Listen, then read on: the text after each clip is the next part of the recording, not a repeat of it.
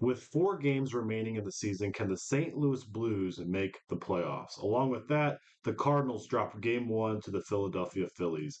Welcome, everyone, to day two of Arch City Sports, a daily sports podcast basing around the St. Louis sports.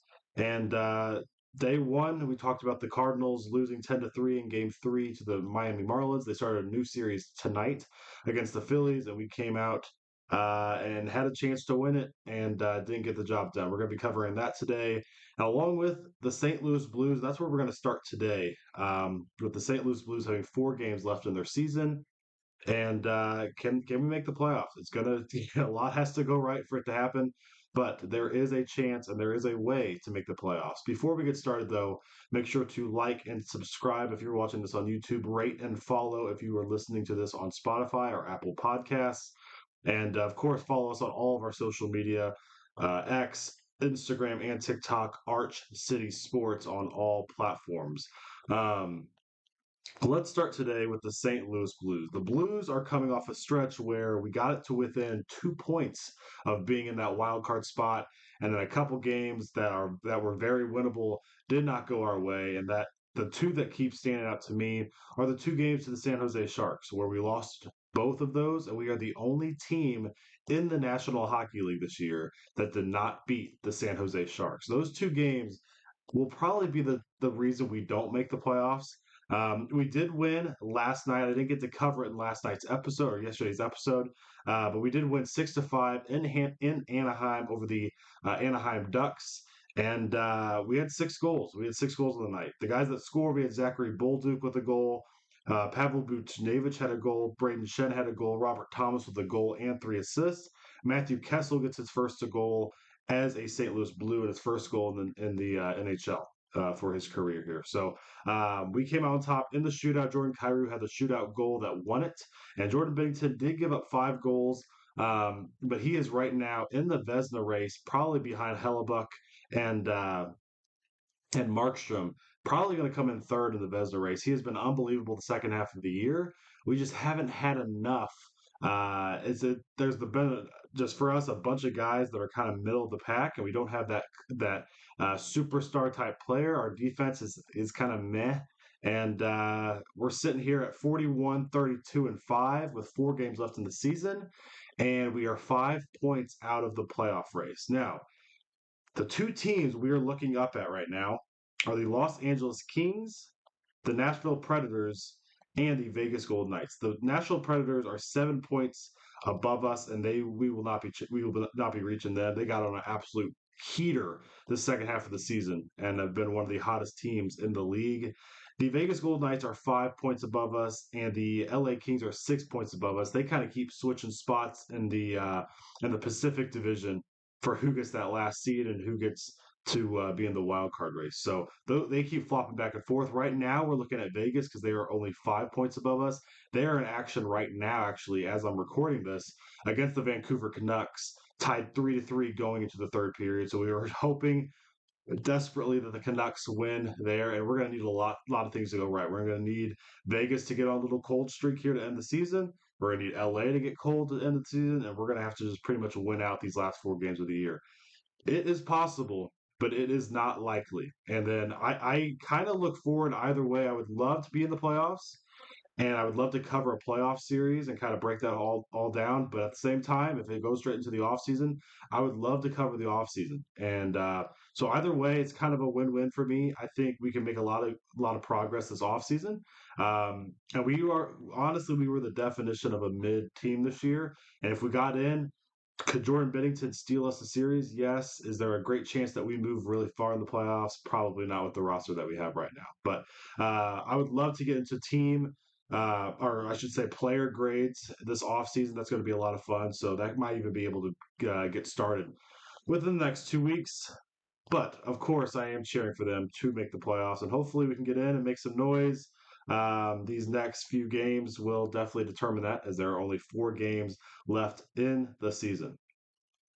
Okay, moving on to the Cardinals. The Cardinals with a tough game one loss tonight against the Philadelphia Phillies. I broke down my 3 keys to beating the Phillies in the yesterday's episode, Monday's episode, and those things Were definitely apparent tonight. Those keys to a potential victory. I did say we needed Goldschmidt, Arenado, and Jordan Walker to all step up. Those three guys combined tonight were 1 for 12 at the plate. Goldie had a single, I believe, in the 10th inning, and that was the only hit we got from those three guys. Jordan Walker, I did have a sac fly in the ninth inning. Gorman was 0 for 5 tonight. Goldschmidt was 1 for 5. He's been in an absolute huge slump after that really good first game of the season. Arenado continues to just be kind of not the Nolan Arenado that we expect him to be. He was 1 for 5 tonight. Ivan Herrera back in the lineup again, day after day. This guy, besides yesterday when he was hitless, this guy is just continuing to impress. He is stealing time from Wilson Contreras, so I think they're taking their time with him with that hand that got hit in San Diego. But Ivan Herrera has been so good behind the plate and at the plate. Um, he was 1 for 3 tonight. Hit his second home run of his career and second home run of the season. Brendan Donovan was 0 for 4. Gorman was 0 for 5. Burleson had one hit. He had a double in the ninth inning that eventually ended up tying the game. But there is a bright spot in this offense, and it is Mason Wynn, who had another two-hit night tonight and a very clutch single to tie it in the ninth inning. We eventually ended up losing in the 10th. The guy on second base rule, Ryan Helsley gives up that run, a double down the line, scored that run, and then a sac fly after that made it 5-3. We had our chances in the 10th. Had first and third with two out. Nolan Arenado at the plate, and he struck out to Gregory Soto to end the game. And the Phillies moved to 5-5 on the year, and the Cardinals fall to 5-6. Now, the three keys that I gave you for this series started with Goldschmidt, Arenado, and Walker, and that obviously did not go well tonight. The second one was our starting pitching. Can our starting pitchers keep us in the game in this series? And tonight was a great start. Miles Mikolas was great tonight. 6 2/3 innings. He gave up 6 hits, gave up 2 runs, struck out 3, had 89 pitches. He got us into the seventh inning and was 1 out away from ending or getting through the seventh inning. Liberatore came in, gave us an inning and 2/3, no runs. That was really, really promising and good to see. Giovanni Gallegos gave up one in his third of an inning. Palante got out of that inning. Just pitched a third of an inning there, and then, like I mentioned, Helsley pitched the 10th, and with the guy on second base, that's a whole nother topic for a whole nother day about about if that's a good rule or not, if it's productive or not. I know they want to speed up the game, and honestly, with a lot of changes they've made, it's actually helped the game. I thought I would be a huge hater of the pitch clock, and I was actually to start when it first was introduced to us. Over time, I realized that that's not a big issue, and I think it can potentially help the game in certain ways. With all these pitchers' injuries, that could be a case of um, why guys are getting injured as well, because they're pitching harder than ever and they're pitching quicker than ever with this pitch clock.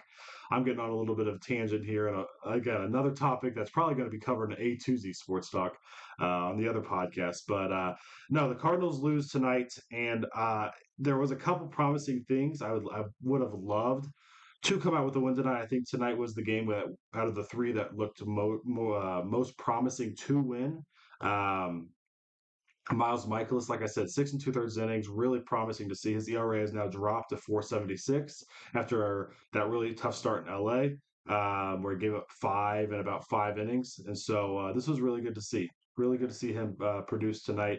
Really good to see Ivan Herrera continue to hit.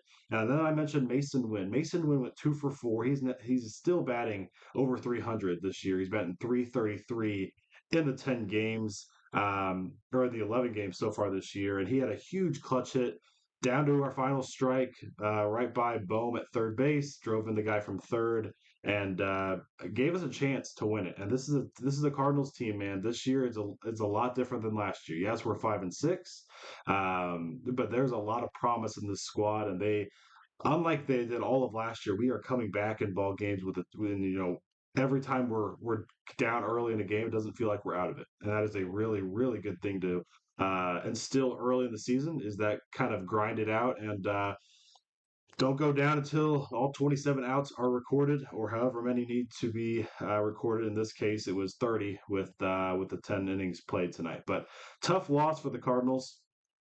Tomorrow is Zach Wheeler and the Cardinal debut of Sonny Gray. So that is going to be very entertaining. Another um, early start at 6:45 p.m. So I very much look forward to that.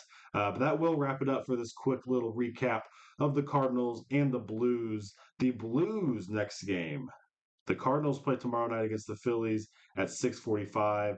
The Blues have tonight off, and we are back at home versus the Chicago Blackhawks on Wednesday night at 7 o'clock. A must win. The Blues wrap up their season with the Blackhawks, the Hurricanes, the Kraken, and the Stars. Three of the four are at home, so that definitely plays in our favor. But there's a couple tough games in there, and like I said, we're going to need other teams to lose as well. But hopefully we can make it happen. Hopefully the Cardinals avoid the series loss tomorrow night against Zach Wheeler and the Phillies, and hopefully we can look to win the series with starting with the win tomorrow night against Zach Wheeler, and then facing Aaron Nola on Wednesday afternoon. But that's going to wrap it up here at Arch City Sports. Make sure to follow, like, and subscribe wherever you're listening at, wherever you're viewing at, and hopefully. We are discussing, I said this yesterday, but hopefully we are discussing a win tomorrow night with Sonny Gray on the mound. Hopefully, we get our sixth win of the year. Thanks, guys.